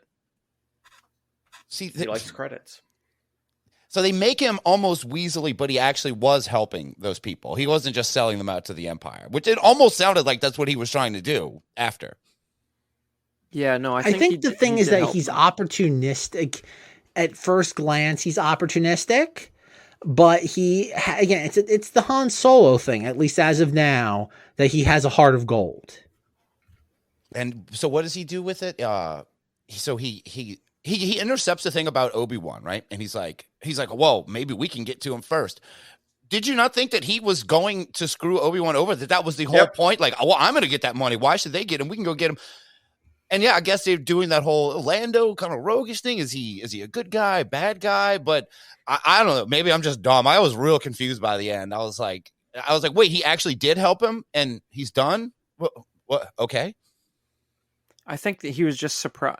I think he didn't expect to ever encounter a Jedi again. That was the vibe I got from it. So it was like it's and also it's the idea that like committing petty crime does not invalidate you as a moral human being for the rest of your existence. Sure. And I want to say that whole thing with him using magnets to whatever, pretend he had the Force. He has been on a podcast called Star Wars Minute, where it's that show where they do Star Wars, all the films 1 minute at a time. It's been on for years and years. It's pretty popular. I'm sure you heard of it. But he's been on that show a few times. And one of their big things early on when they've gotten, because of course they're spending 40 minutes speaking about a minute of Star Wars, they would always talk about how, what if Obi-Wan was just tricking Luke the entire time? And what if he just didn't have the Force? He was just an old man tricking him. They always talk about using magnets, that magnets were the Force, and that's how Obi-Wan was able to do all this.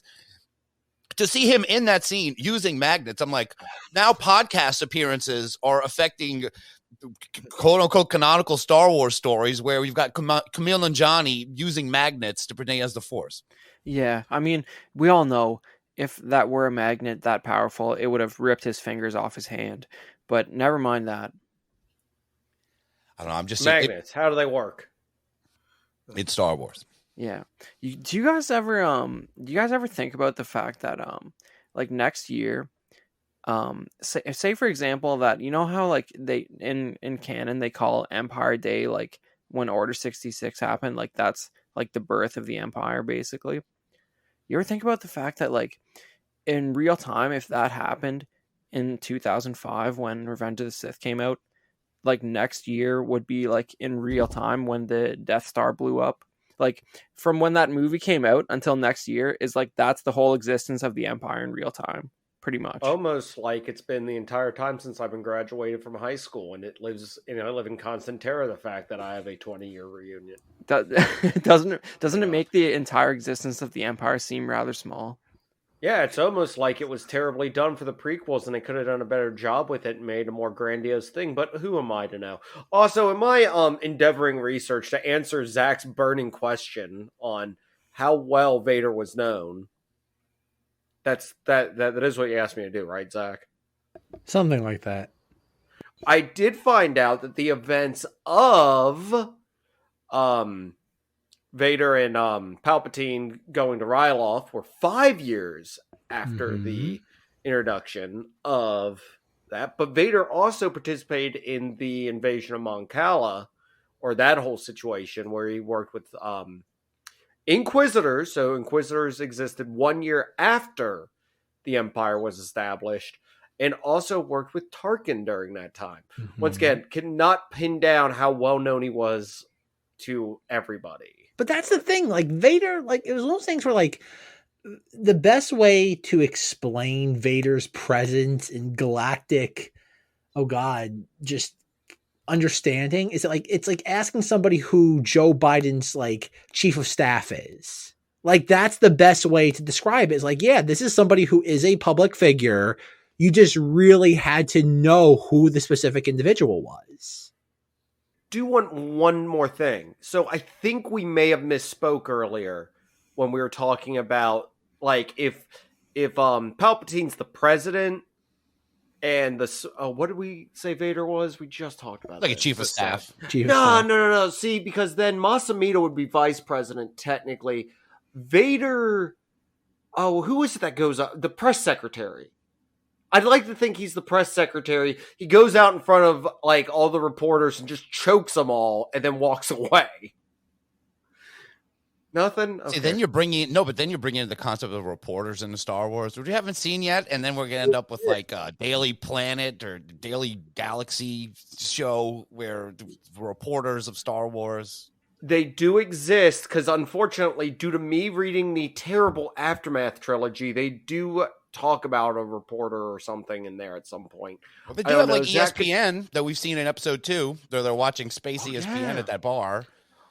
But needless to say, I think Vader, like I'm trying to figure out where in the legislative branch he falls. Okay, because I feel it has to exist. He does have an official canon title within the Empire. You ready for that?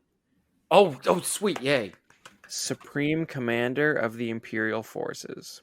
So what exactly... That's a made-up title. Yeah, so he's basically like Joint Chiefs of Eisenhower. Staff. Yeah, he's like a It's like general. something. It's like a Vladimir Putin thing where you just got to give him a different title to shuffle him around every few years during the midterm Senate elections or something. But if I'm remembering correctly, and Zach might be able to help me on this, I think the only like person he's like who's in charge of him is Tarkin. Like military becomes a wise. weird- his leash. That becomes a weird thing in like the Tarkin novel where it's explained explicitly as to why Vader answers to him. There is, but it's one of those things. If the Emperor puts him under somebody else, then he has to be subsistent to that. Because I swear there's a comic or a book series that takes place after New Hope, but before Empire, where he's technically under another commander during that time. But Tarkin holds the restraining bolt control, right? And he could just stop Vader when he wants with a little remote. No, they have a mutual respect enough for each other that he actually will listen to Tarkin halfway because of his title, but halfway because he just actually respects him. Is he going to show up in this, Grandma Tarkin? You think they'll try it? You know what? I'd be down for it. I'd be down for an appearance by our blue friend too. He's around. Not really.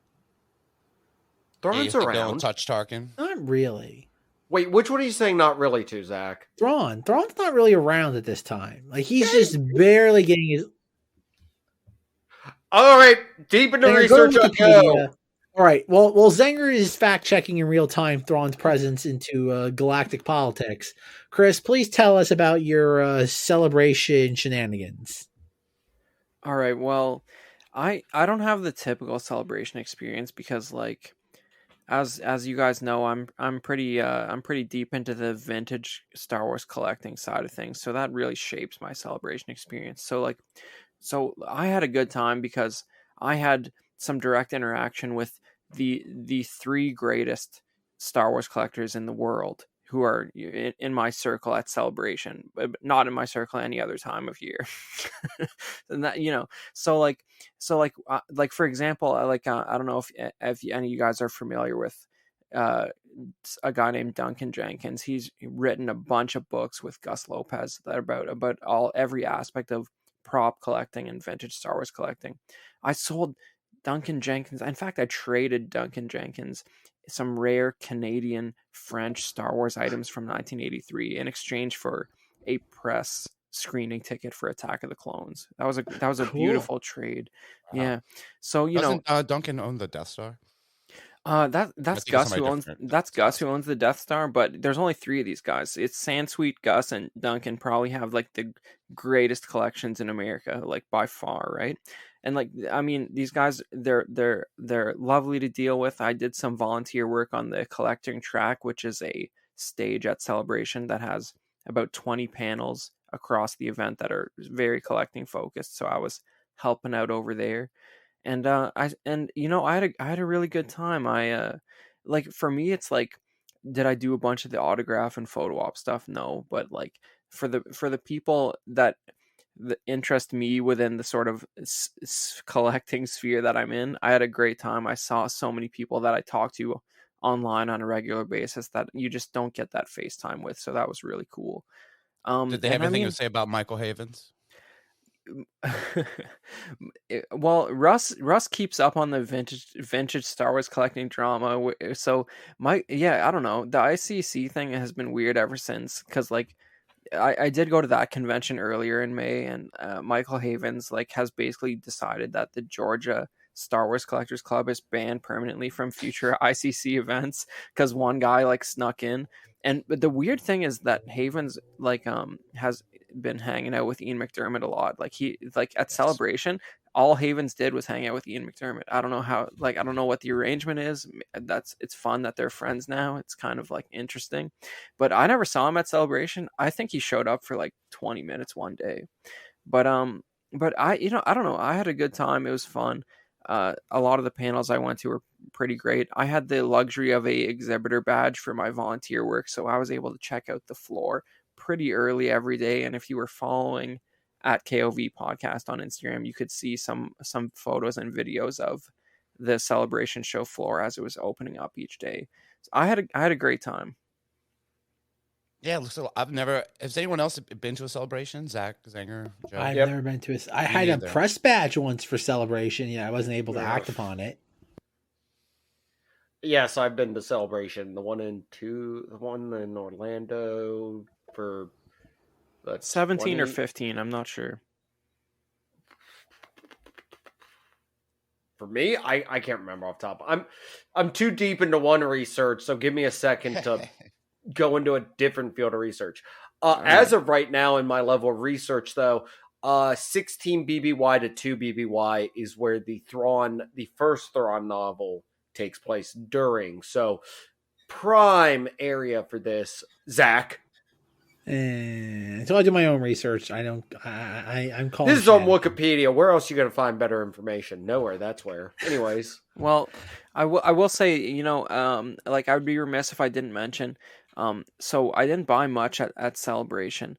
But a couple of cool things I got was there's this great vendor who always comes to Celebration named Todd Chamberlain, and his online store is called The Toy Chamber. You should check it out if you want some like sort of oddball original trilogy era stuff. But he had a lot of print material from that he picked up from Gary Kurtz before he passed away, I believe. Like Gary Kurtz had a ton of promotional stuff still hanging around. So like I got one of these a sticker of the original Macquarie logo for Star Wars where it says The Star Wars, and it's like a triangle with like a painting of sort of Luke Skywalker inside it. So I got like that was like a crew sort of promotional sticker for the original movie that was made during production. And if you look at a bunch of behind the scenes photos, you can see it sort of plastered around on film equipment and stuff. So that's cool that he still has a few of those kicking around that he picked up from Gary Kurtz. But Todd does all kinds of sort of vintage cast and crew stuff. So like, yeah, his website's called The Toy Chamber, and thetoychamber.com. And like, he's a cool guy. I've talked to him a bunch, and I like just stuff you wouldn't imagine you could buy for a reasonably affordable price. That's very interesting and sort of tied to the production of the original 3 movies. And aside from that, I didn't get a whole lot. Like I've sort of slowed down a little bit with the sort of vintage carded figure side of things, just because I'm doing the Canadian packaging run, and for the stuff I'm looking for, it's pretty exotic these days. It doesn't come up a whole lot. But yeah, I mean, I don't know. I had a great time. I'm on the fence about London. That seems like a bit of a trek, but we'll see what happens. To answer the other research, Celebration 5 in the summer of 2010 was one I attended, which was them celebrating the 30th anniversary of Empire Strikes Back. Yep, that's one I attended. Yeah, I will say Chris was doing that's pre-Disney, right? It might be the last one in pre-Disney era. That also had them do the whole with Disney Hollywood Studios to take part in the last tour of Endor event, which I did not do, but that was what they were. Is that when they had the dance and Boba Fett's and everything? That was the closing of the original version of Star Tours before they redesigned it. Now, if I had attended the 6th one, I would have been able to see the announcement for Star Wars Detours. Truly a missed opportunity. The biggest moment in the history of Detours, the big announcement, and then. But we did get a couple of episodes did slip out. I do remember at this celebration was where they showed Delta Squad. For their, that one, yes. Yeah, they were shown. I remember everyone cheered about that for Clone Wars and everything. Everyone got real excited for that. And then I got real depressed because they're like, yeah, the Terra one are no longer canon. And everyone booed. And there was a guy dressed up as Starkiller. Because this is also when they had Force Awakens 2. Force Unleashed 2. I love Force Awakens 2. It's the working title of last show. Yeah. One other funny thing I forgot I picked up at Celebration that I forgot to mention was I went over to Tom Spina's booth, the Regal Robot booth, and I got a pair of these Jabba's Palace gargoyle towel holders Oh, without that is neat. without pre-clarifying if I would be allowed to put them up in any visible place and at home. But they'll be attached to the entrance of my office if nowhere else. But it's just like I don't know, that guy's doing some interesting stuff. Like the home decor side of things, like that's a pretty faithful representation. And the ring is metal, so it sounds like very authentic when you like interact with it. But I don't know, like I had a sort of closed off experience, but like just because I was doing a little bit of volunteer work, but I would absolutely like recommend it to anybody who's never gone. I know a couple listeners who sort of interact with us on Instagram were there, but I didn't get to meet them because I was sort of on one specific stage for most of the event. But I mean, like having a sort of refined, sort of closed off experience myself, even like I had a great time. Like a lot of the fun stuff really happens outside of the convention itself. Like I went to the Rebel Force radio party. If you're in the Facebook group, you'll see a video I posted of that. If you want to see a guy using a Muppet of Lando doing a very good Billy D impersonation, giving a blessing for the opening of Celebration, you want to see some of the most bonker nonsense you've like ever imagined, like check out that clip in the Facebook group for Knights of Vader. But that looked like a lot of fun. I did watch that video, and watching Puppet Lando give that. I mean, and his Lando impression is so spot on. Great, and I mean, and right after that, they debuted Puppet Zero the Hutt, which I might have to dig up. Yeah, I might have to dig up a clip of that because like Puppet Zero the Hutt came out right after Puppet Lando. So like those guys know what they're doing.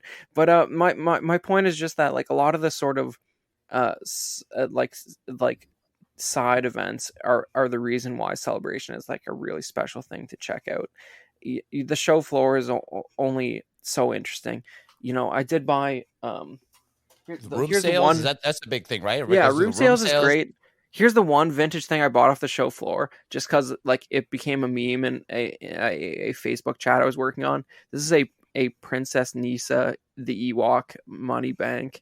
And basically on the Vintage Rebellion podcast, it became sort of a joke to find who could find the most hilarious Princess Nisa item at Celebration. And it's yet to be determined who succeeded in that venture, but it was quite affordable, I assure you. But, that's the Ewok, the most famous Ewok that is not in Return of the Jedi, pretty much. But, I don't know, like if you guys haven't gone, I would absolutely recommend it to anybody who's listening out there. I had such a good time that I'm like 70% gonna check out the one in London. Interesting. Yeah, and you got connections out there. I know the guys that do that podcast are all British dudes, right? Yeah. So like, I'm sure we could get down to some content creation over there. I will say that about beer and alcohol and stuff too. So that sounds like a wild time. I will say that while this was happening, Chris was like texting and messaging me. And Chris was almost like the equivalent of a Star Wars, like, oh God, death stick dealer for me. Because he kept trying to tempt me, and I can see Chris smiling already, for the IMAX Attack of the Clones movie poster. Like, Chris is like, I can get these for you for like $25 each. And I'm like, at first I was like, my knee-jerk reaction, like any sort of Star Wars collectible is, swipe the credit card first, ask questions later. And then the Zenger part of my brain started to like twang a little bit. And I'm like, I remember seeing this poster for the first time in like 2003. And like, oh God, like it was like a tome. It was like an encyclopedia collectible textbook.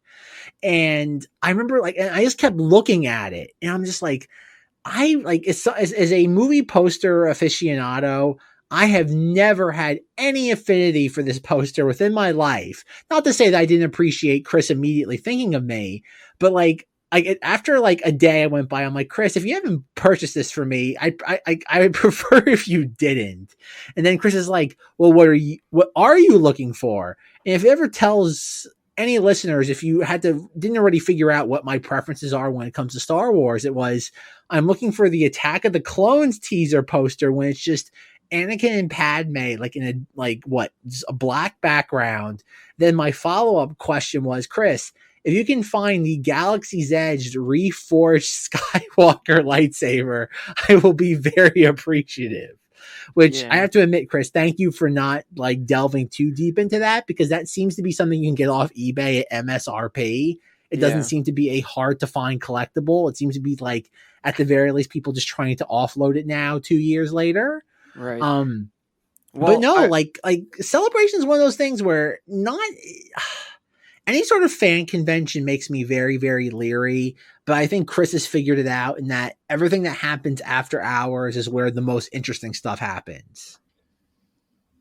Yeah, and I mean, I think the funnest time I had was like when you messaged me. You're like, you know what? I'm probably good on that amazing, gigantic Yoda in Hollywood poster. It's like, I mean, don't get it twisted. Like, I got one. Do I know where I'm going to put it? No. Will I maybe subject my coworkers to it at work? Yes. I was flipping through some prequel posters at another booth looking for the Attack of the Clones teaser poster you mentioned. And there was this girl there who was like, "What are you looking for?" And she was like, "Oh yeah, that's a great one. I got that like a couple months ago." And I'm like, A, that's nuts. B, they don't have it here. And C, she was eyeing up IMAX Yoda. And I'm like, you know what? A different booth has it for half the price just over there. It was this great mutual shared fan experience. Did I find that teaser poster? No. But I was equally surprised to find someone who cared that it even existed. So, but this is the thing, though, I wanted to ask you, because during Celebration, I saw at least 2-3 different professional fan accounts I follow purchase the IMAX Attack of the Clones poster. And that's what made me very leery to wonder if it was authentic or not. Okay. Well, here's what it is. Like, one booth just had a bunch of them. And, I mean, you know, if I were to produce an inauthentic poster, first of all, I mean, like, I think you chose poorly by picking the Attack of the Clones IMAX poster for your massive reproduction poster choice. You should have gone with just the regular, like maybe Revenge of the Jedi or like the New Hope poster. But it was double-sided, so it was printed in the reverse on the back. And I believe the notion there is when you backlight it, the color will stay truer. Well, this is the thing, though, because like when Chris originally sent this to me, like my after I said just do it and I'll figure out the money part later, like when it comes to again, like as a movie poster collector for like over a decade now, movie poster collecting gets very weird before like 2000, because prior to that, like there's a very specific year which, depending on who you talk to, movie posters went from being folded to being rolled. And so it's always hard to discern what's authentic, because it changed in the late 90s, early 2000s. And that specific date depends on what movie studio it came from. And so, like, I did do my research, because apparently, like, the Anakin Phantom Menace poster of, like, you see, like, little Annie on Tatooine, and it's the shadow of Vader, the silhouette, is when things started to change.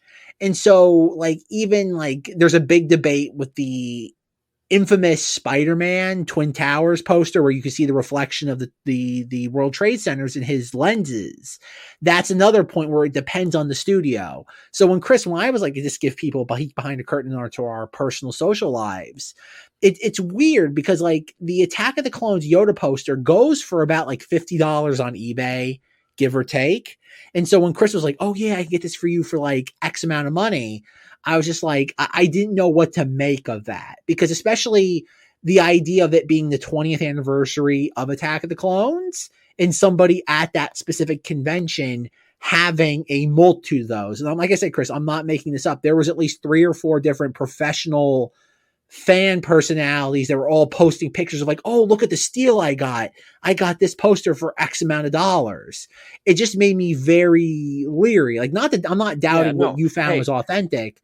It's just, we all know how opportunistic Star Wars fans can be at times. I get it. But I think what you realize when you're into like the collecting stuff that's older than 20 years game long enough you realize that like there's not like the investment required for that project would not justify the returns, like especially the printing it on both sides, one in reverse. But this is the weird thing about movie posters is that like if you go look up, there was a fantastic website a few years ago that explained how to look for specific movie posters of certain eras and just of the particular film itself. And that website just disappeared within the last few months. That like it was like my Bible for over a decade. And like one of the hardest to find Star Wars movie posters is beyond, of course, Revenge of the Jedi, is the Coming Soon to Your Galaxy poster. And the obvious telltale way to figure out if you have an original is it's folded, because back in the 70s, you folded posters, you never rolled them. That wasn't something that was done until the last 20 years or so. And that's why I think I also messaged you that Coming Soon to Your Galaxy, because that's something that doesn't even show up on eBay anymore. Yeah, that's something that like you have to have like authenticated. Yeah, and I think that well, that's a weird one. It's just like it's not even a traditional Star Wars font, and I think it has some kind of, it's printed on some kind of like mylar where it's actually like foiled, the lettering on that. So, you know, that's a pretty famous one, but I mean, that's, you know, that's top tier like vintage Star Wars poster collecting. Like anybody who had that at the convention would very well know what it was. I swear, like the grail for you, right, Zach? Of all Star Wars posters, huh? Well, but that's the weird thing about movie poster collecting, because like that's again like any sort of Star Wars collector, you have to like learn how to pick and choose your battles, and that's where the IMAX Attack of the Clones poster came in, where it was just kind of like it's not really a highly sought after poster. In the fandom, there really isn't, like when it comes to Star Wars collecting outside of Revenge of the Jedi, there really isn't a sought after poster as in like something that everybody kind of clings to. And that's where when I did more and more research on this from like blogs of like 10, 20 years ago, nobody really is looking for this. Even like I said, even on eBay, Attack of the Clones teaser posters are hard to come by, like authentic ones. And so like, that's where like the more and more I did research on this, I became very just not disinterested. It was just kind of the idea that like when there isn't a lot of fan hype around something, it makes me wonder what's going on with it. Like we all know Star Wars fans are rabid for any type of collectible. So when there isn't like a subreddit about something, it just makes me wonder, what are people thinking about it currently? Yeah. Well, you know, I mean, I don't think it's a stretch to say there's very little market in the idea of like IMAX Attack of the Clones. I think, like I said it on here before, I think we talked about it on Knights of Vader before, but like Zack expressed some amount of deep-seated interest in what was the deal with the IMAX cut of Attack of the Clones. And I was just like, really? You want a 4:3 version of the movie with like 20 minutes cut out? Like I couldn't imagine anything less interesting. It's just the poster is the most interesting thing about it. But say, wait, which 20 minutes is missing? This sounds great. Like 20 minutes of my life I get back, because I personally love it. That's the thing that made this so like okay. As somebody who's not just a movie poster aficionado but loves lost media, this was like the perfect storm. So like when Chris is texting me at work about this, I was trying to do a deep dive into just figuring all this out, where it's like it's promotional material for a version of the film that hasn't been seen in 2 decades. And I'm trying to gauge the market on this. And it's this really weird, perfect storm of just like a Star Wars collector's moment. And I really like, as a Star Wars fan for nearly 25 years, I couldn't make heads or tails of it. It was very unusual for me. Well, you know, it was fun. Like I just knew that you would find it at least mildly interesting, because I appreciate it. No, like I said, I made it abundantly clear to Chris. If it wasn't clear at the time, I am certainly going to make it clear now that like every single time he would send me something, I was so appreciative that A, he thought of me, and B, it was one of those things where he was willing to at least look into it for me. So if it wasn't clear then, Chris, thank you. Not just for your Knights of Vader coverage, but for at least thinking of me on a personal level.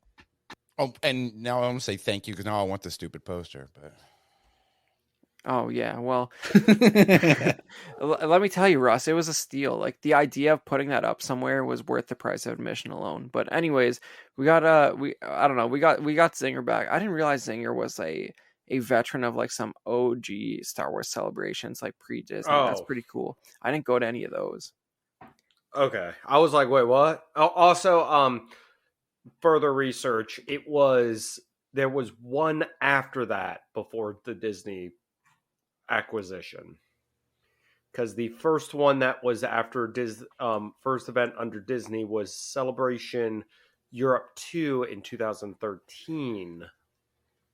So, though by compare, I mean, I thought that place was packed, and it had 30 plus thousand. Let's see here. The celebration that just happened. They don't have numbers for it, but the last one held in Chicago. Sorry, the last one held in Orlando had over 70,000, and I thought the one that was 30,000 was packed. So I vastly underestimate how many people you can jam into that convention. 1 million more, well on the way. All right. Well, anyways, like I had an amazing time. Couldn't recommend it enough. As cynical as I am about this stuff, and part of my volunteer work with the collecting track is you'll be able to watch something like 20 panels, all focused around various aspects of Star Wars collecting, which you will be able to find actually next week as we record this on a YouTube channel that's just called The Collecting Track. And it blows me away to this day. There's a bunch of stages at Celebration that have no video coverage whatsoever. So that's why we do what we do for that particular stage. Also, it is my dream that at some point, Knights of Vader will have a panel at a Star Wars Celebration where Zack will have to be restrained after the floor is open to questions. I look forward to the day that I can face all my accusers. That will be a day long remembered.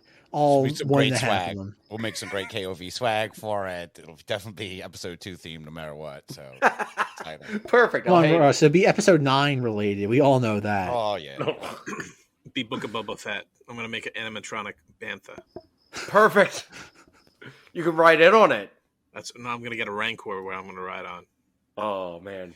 Well, I'm making a Camille Nanjiani magnet. How about that? There you go. Truly the easiest cosplay if there ever was one. All right, so conclude this episode of Knights of Vader, a Star Wars podcast. Check out the Facebook group. Type in Knights of Vader in the Facebook, and you will find us there waiting for you. If you listen to us on Spotify, if you'd please give us a 5 out of 5 star rating, we would appreciate it. Oh, so much, because if you try borrowing your coworker's cell phones and just entering it, it won't let you unless you've listened to an actual episode. Completely unrelated to anything else. If you like what you hear, again, listen to us on iTunes where you can subscribe, rate us. Just not as important as Spotify because Spotify's everything right now. Thank you to An Insperiority Complex providing our theme song. Check out the show notes to hear more from them. And if you're more interested in listening to not just me, but Chris, check out the Cinemoddities podcast as the Attack of the Clones discussion will be going live on Cinemoddities. I would imagine by the time we're editing this, it will be live next 6 to 12 hours. But Gross. Yes, exactly. Gross. And if you listen, and that's not just listening to Rod's perspective on Attack of the Clones. That's just the overall discussion period, right, Chris? Well, Zenger, you'll be happy to note that Rob was completely disgusted with the film, and he probably embodied a lot of your perspectives on it. Perfect. I was about to say you could have just had me on the record. I just were recording me yelling profanity and just play that periodically, and it probably would have been the same as having that is Zenger. We are not making this up. That is literally how the episode begins. Like the first 2 minutes of it is Rob just cursing to the point where the idea was that we were going to insert this into the Knights of Vader episodes, just like something like the plug-in. And there is so much gratuitous cursing about the film. I did not have the time to edit it thoroughly, so it will remain a Cinemoddities exclusive. I love the fact that somehow, while Chris is your spiritual envoy into this, Rob is at times my spiritual envoy on things as well. So it is great. Rob certainly did you justice, right, Chris, when it comes to extreme disdain toward the second prequel film. Yes, he made it very uncomfortable, and I really tried, but he was himself. Zenger, we just got to get like an isolated clip of you doing the critic, John Lovitz, just going, "It stinks," and they could just keep playing that the whole time during it. It stinks. It stinks. It stinks. By the way, thanks for the critic reference. I think that's the third time it's probably been referenced on this show alone. Indeed. Alrighty, Porteous with the Mortius. When you are not on this podcast, when you are not at Star Wars Celebration, where can people find you? Go ahead and follow me at the Chris Porteous on Instagram. Come on, do it. And also follow at KOV Podcast on Instagram, where you can check out some show floor before the show opened videos from Celebration if you want to pick up some of those after the fact. And Zenger, where are we up to on the ZengThis podcast? What are we doing right now? We just recorded something about discussing our favorite gods in pop culture, but that's not important. You all know where to find ZengThis. I do want to take my moment on a soapbox to make sure to point out that everyone should check out on Netflix, not sponsored on ZengThis or in this show by Netflix, but you should check out The G Word with Adam Conover, and especially episode 1, which is written by Brian Franchi. Yeah! Giving him some credit. Check it out. Yeah. And hey, go to me. Let me plug something. So yeah, I do Unbelievers Podcast, but I've got something new that it's been out for a couple of months now. Go check out something called Zona del Silencio. It's some weird project that I'm getting. It's the most silent podcast you'll ever hear. But yes, there are recordings of the research that I've been doing in the Zona del Silencio. So go check that out. Nice. I can attest that if you enjoy Russ saying hilarious things, there is somewhat more of it over there, so you should probably do it. Alrighty, and I think we also have new to the podcasting family, Joe Yazzo, who has his own side gig now. I do. Yeah. It's called The Wheel of Convo with Corey and Joe. Just started episode 2, Paradoxes, is out. So like and share Facebook, Wheel of Convo. Check it out. Smash that like button. 1, 2, 3, 4. Smash it. Alrighty, folks. Good night, but not goodbye. And as always, may the Force be with you. My cousin